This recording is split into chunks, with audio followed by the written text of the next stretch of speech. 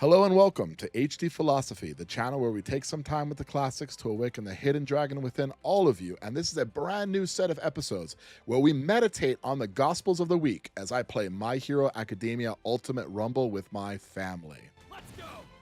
Now, why this game?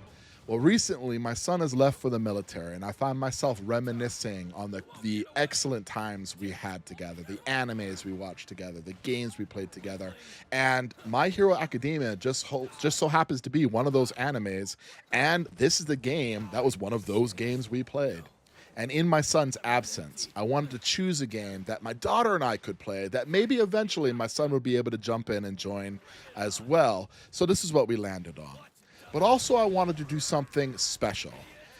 I wanted to do something that both includes my daughter, but also would give my son some insight into the Sunday breakfast biblical discussions that he's missing, which is why I'm calling this the Gospel Meditations. These are the insights from our weekly discussions when we have breakfast and break bread together. So sit back, relax, and enjoy the ranked matches as I meditate on this week's Gospel. So today we're going to take a look at James 2:14 through 26. Faith without works is dead. Or more specifically, the relationship between faith and works. What does it profit, my brethren, if someone says he has faith but does not have works? Can faith save him? If a brother or sister is naked and destitute of daily food, and one of you says to them, "Depart in peace and be warmed and filled," but you do not give them the things which are needed for the body, what does it profit? Thus also, faith by itself, if it does not have works, is dead. But someone will say, "You have faith, and I have works. Show me your faith without your works, and I will show you my faith by my works. You believe that there is one God.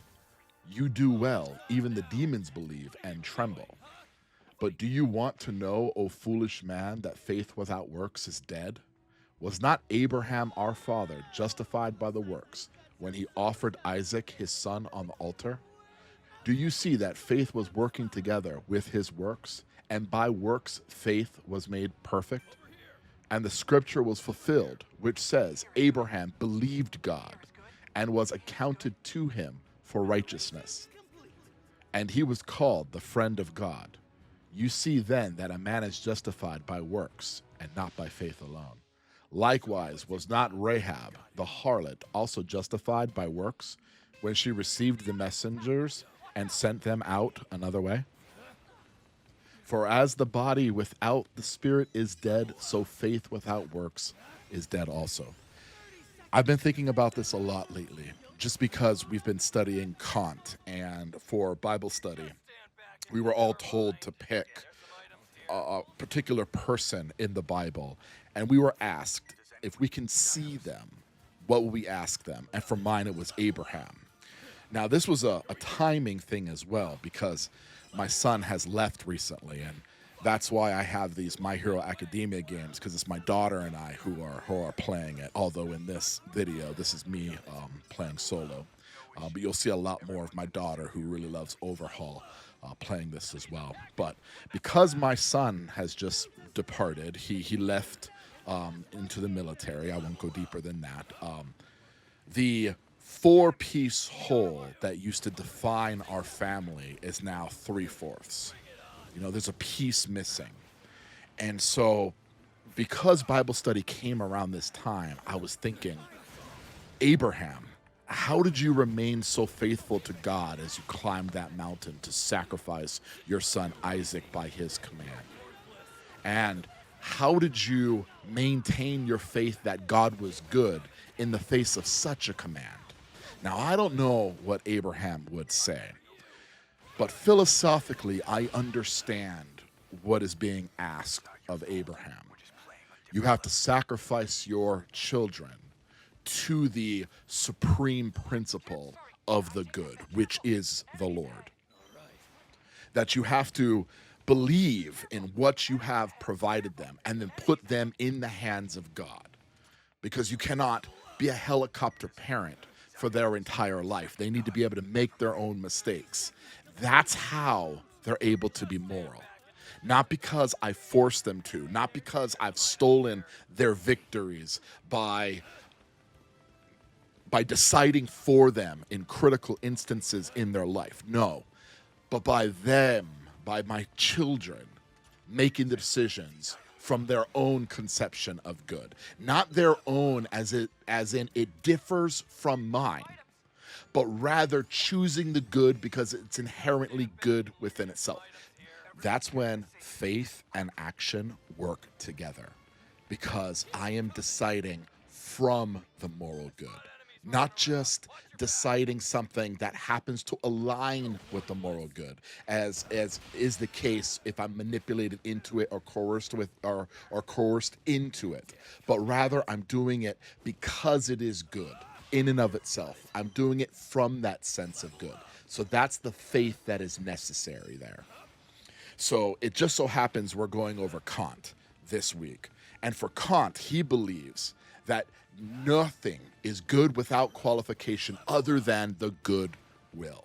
Now, what he means by good is the way that we all use good, a principle of good, the supreme or highest moral principle. But by will, there's something really fascinating here, because unlike John Locke, Immanuel Kant did well to separate what he means by will and wanting, because often these two are used synonymously, but not for Kant. And let me give you an example of how he illustrates this difference. I can want to hold my kids here and keep them in my house, but my will, which is guided by reason, stops me from doing that, and I allow them to go. You see, will and want are different. For Kant, will is the product, faculty, or power of reason. It allows you to override your wants. But this is a leap of faith. So when I act from a good will, I'm acting from that side of reason that states or overrides a want, purely from a duty to the rational order, to the will itself, more particularly the good will. That is why when Kant sought out to build a universal moral law, he kind of shook what that would mean, and what falls out is the categorical imperative. Categorical meaning universal, imperative meaning ought. And from that universal ought comes this first principle, that I need to will that my action be universal. I can't tell you how often I hear people quote this or use this incorrectly. They often use it as an instinct to want something. But Kant divides that. He believes the wants, if we allow the wants to be the arbiters of morality, then there is no universal morality. I'll just do whatever I want all the time. So it has to be done from this good will. So think about lying, because this is one of the more controversial things Kant says. He says you actually cannot will that a lie be universal. As in, it's not that I don't want to lie. No, he's saying something specific, that in accordance with reason, in accordance with universal moral law, you can't even will that lying be universal. And this is why.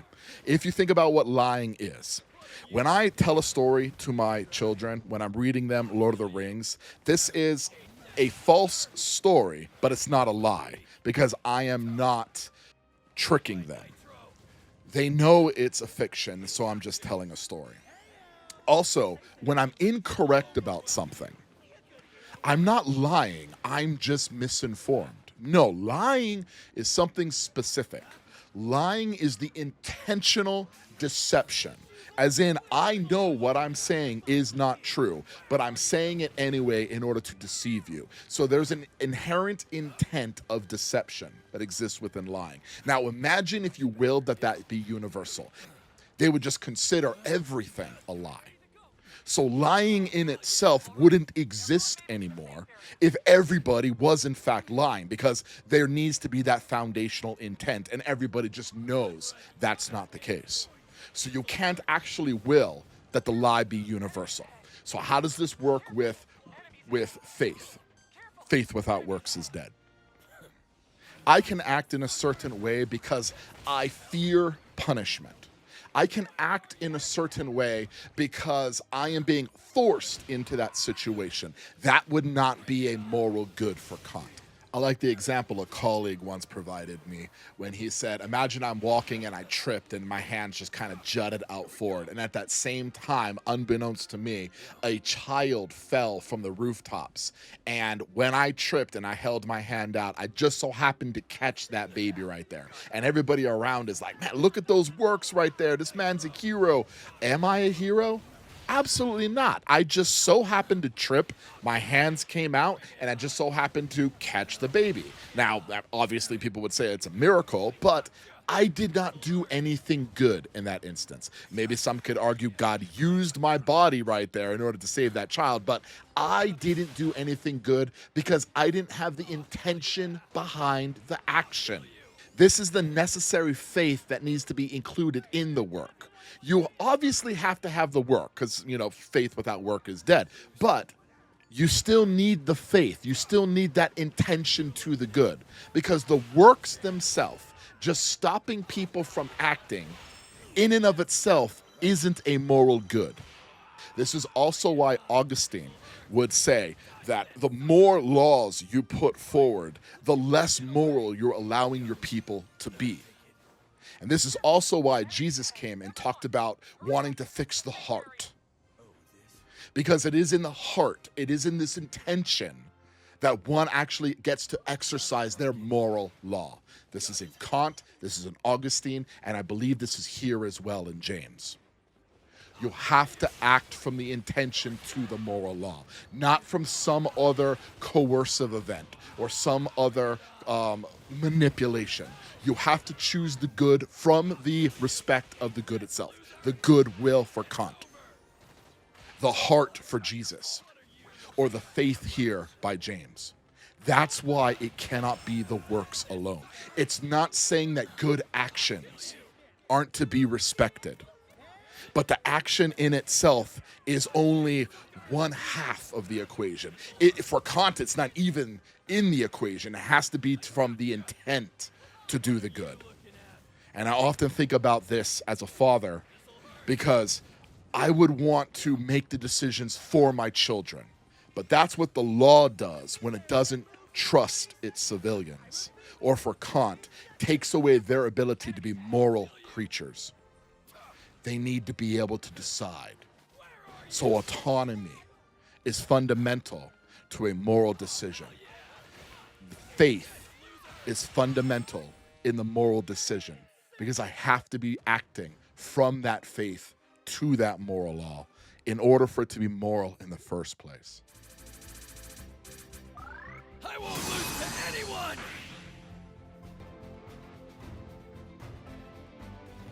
Thank you for watching HD Philosophy. Like, share, and subscribe.